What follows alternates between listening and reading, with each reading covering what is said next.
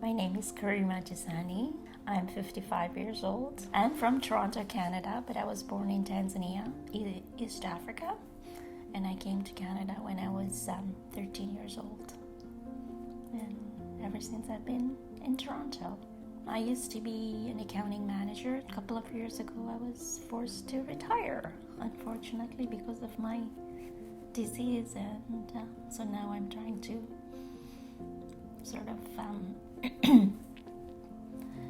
capitalize on the time that I have with my family. I felt a lump in my breast back in 2013 May, and I was sort of like kind of new, but I didn't want to sort of think about it, so I sort of left it and not really think about it. And then a couple of weeks later I still felt it, so the middle of the night I woke Karima up and I said, I'm feeling a lump. And then so next day we went to see my GP, and further to that we ended up with mammogram. I had my biopsy. I met with the surgeon, and at that point the prognosis was very positive in terms, not from a cancer perspective, but relative to that. And they said that I was like 85% because we had sort of caught it early. And a day before the surgery, he called and said that your margins, like your MRI margins, don't look very good, and we will need to do a full mastectomy. And it was like, what? Like it was just like, I don't think I can even now I can comprehend that feeling at that point. Like it was almost like numbness. We went ahead with the scheduled surgery the following day, and I had to wait 2 weeks for the pathology report and stuff. And meanwhile, I ended up with an infection, and there was a point where I could barely walk. It was really like the pain was excruciating in my back and lower pelvis. They did an MRI right away, and it turned out that there was lesions already in my bones. So that's how I found out that there was it had spread.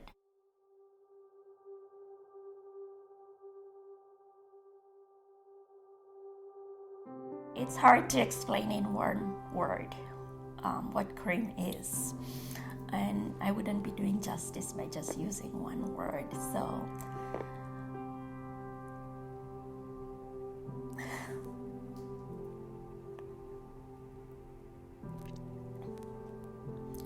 he's my rock.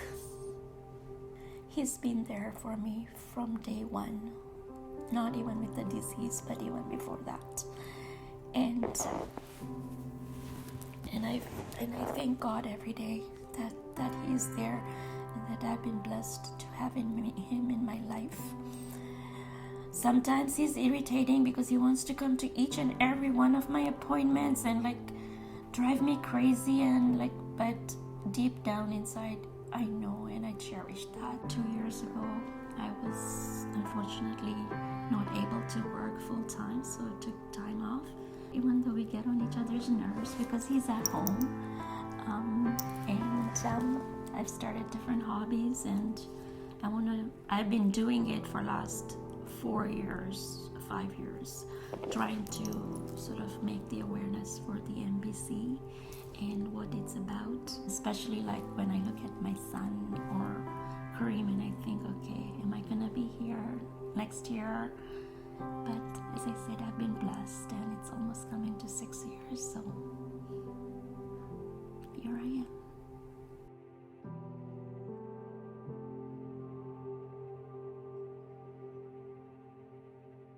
It's her kindness. She is a very kind and caring person, and despite illnesses, she will still continue to do things for other people, for us, and she'll make sure that we are all comfortable. And it's her kindness and her smile.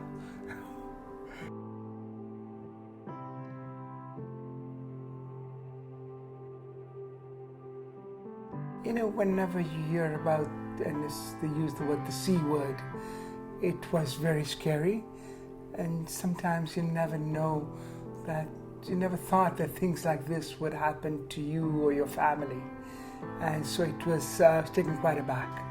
And I remember a year into her diagnosis, and we were driving to her sister's son's first birthday, and that's when I really broke down, and I realized that, what would life be without her? The big thing is that you view life very differently.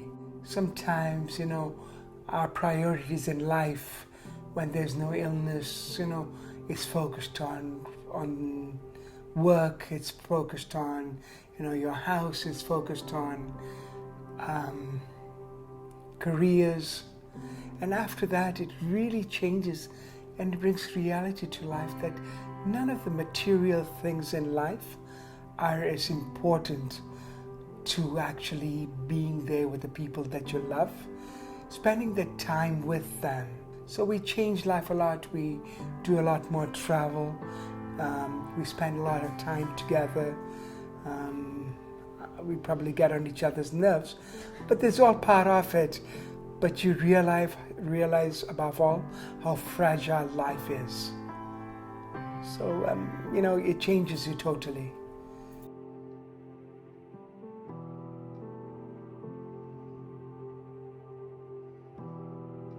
At work, wanting to climb the corporate ladder, focused on material stuff, and of course, wanting good things for the kids and all those things, and carefree life, right? Like no worries, and you don't realize what you have till something like this happens. But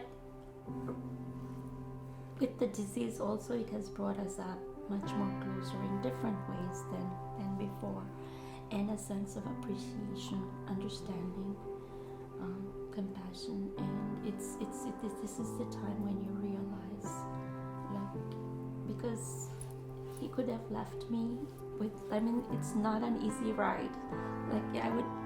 I laugh about it and we say, but last 6 years have been very challenging. Yeah, it's brought us a lot close together. Before that, she used to put in almost 60, 70 hours a week. I worked on my own, and then I got my own, worked for myself, and we'd hardly see each other. I don't think, prior to the 6 years, that we'd really taken a vacation. Because, vacations, and it hadn't happened. And after that, we make sure that we spend that time together. We make sure we go on vacations with the family. We make sure that we enjoy times with the kids. Life, as I said, is fragile, and this brings us to closer, and it changes what your wants and needs in life are. You don't look and say, I want that Porsche, or I want that house like the Joneses. It's no longer about materialistic, but it's about time, and it's about us. And yet you feel very helpless at times. But those are very far and far. And so, for the most part, she's good, and I know there's a lot of pain inside. And so, because you look good, I think sometimes you may take it for granted that she's just like any normal human being. And you don't know how she's feeling on the inside, because on the outside she's so good.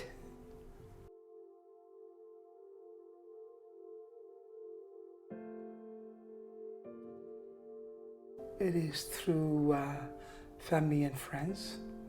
It's for people who are going through this, and above all, it's through faith. It's through faith that yes, something, you get strength from that. You get the strength that, A, you're not alone. B, whatever difficulties comes your way makes you a lot stronger. And so we rely, at least I find that those are the three big areas. And Karima, what other areas that for you personally?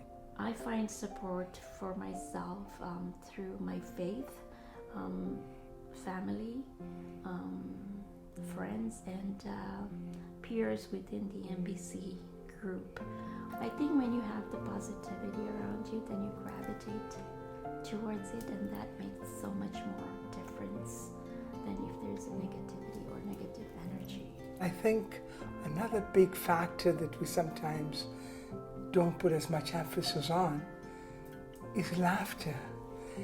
Laughter, just laughing is a big support mechanism in itself. You have to see the lighter part of life, and that I think helps out a lot as well. And it's not, and I would suggest that, if people are in any difficult situations, laugh. We're going to have laughing yoga session. Yes, exactly.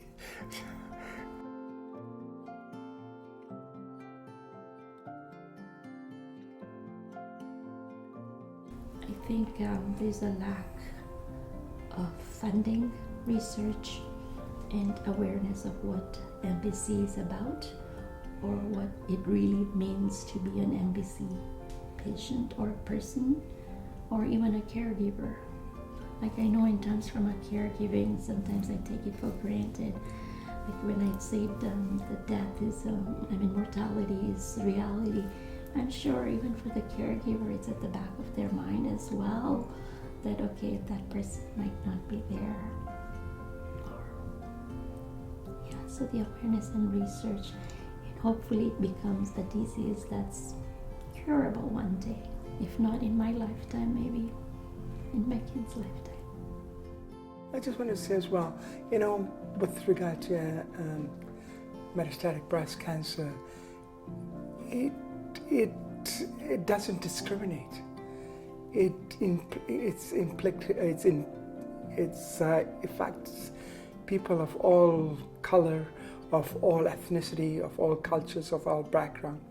And by creating that awareness to say that, certain groups are excluded from this, is a myth, it's not a reality. So we need to ensure that the message goes out to women, and it impacts men as well, that it doesn't matter, it impacts everyone, and that awareness should be out there, and that people should come forward and to be able to talk about it.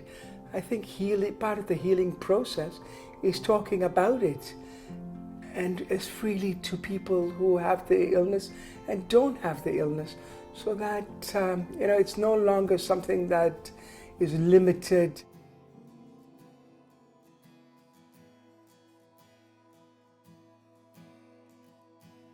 Intimacy can be defined in various ways. Yeah. It doesn't necessarily have to be a form of intimacy, and I think this has brought us a lot more closer, like emotionally, and I think that's a big part of this whole journey.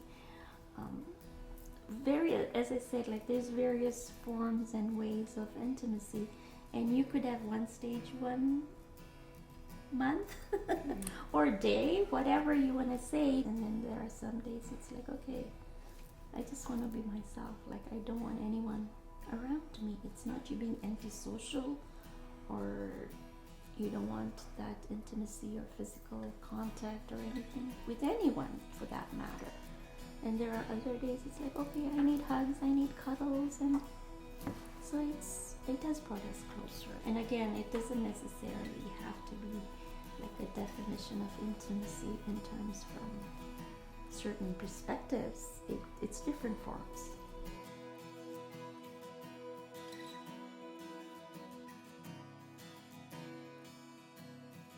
Yeah, some days like you feel disfigured, if you can use that word, and some days like with the side effects and things like that, you feel that you're not the greatest, I guess, from a vanity perspective, and I think a lot of it is to do with that.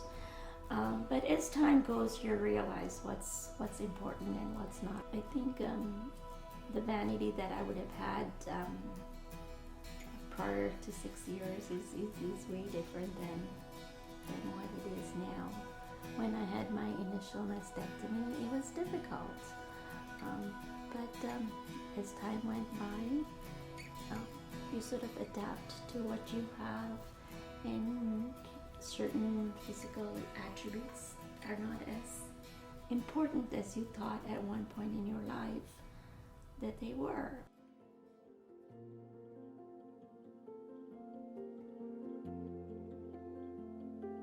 She really tries hard. She does a lot of things. She tries to be very independent, doing things around the house, shopping, groceries, whatever it may be. And as I sit and look at it, you have sometimes two options. You can sit down and be, self-pity on your illness, or you can go out and do something about it and say, you know what, this is my time. And she's very much of the latter. We try to spend a lot more time together. We tend to go more away on weekends, just getaways. You don't need to go to something extravagant, but just something to go out of the city and spend that time together. Maybe doing a little sightseeing, maybe doing a little, visiting a nice restaurant, maybe going shopping, but just spending the time together. With the disease also, it has brought us up much more closer in different ways than before, and a sense of appreciation, understanding, compassion, and either one of us could have said, okay, this is it, like, can't take it. But you know what? We've been resilient.